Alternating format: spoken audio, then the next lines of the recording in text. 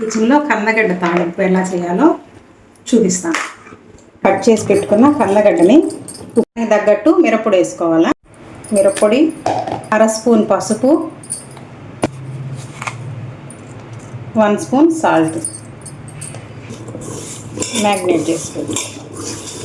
ఇంట్లో మనం వాటర్ వేయడం లేదు, జస్ట్ కొంచెం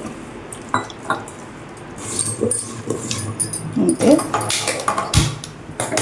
సిమ్లో పెట్టుకోవాలా. 10 ముందుగా ఉడకబెట్టుకున్న కందగడ్డ, ఉప్పు పసుపు మిరప్పొడి వేసి ఉడకబెట్టుకున్న కందగడ్డని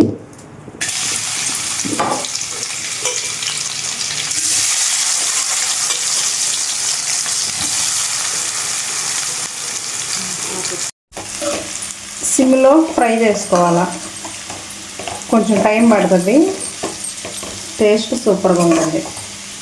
కందగడ్డ తాలింపు రెడీ అయిపోయింది.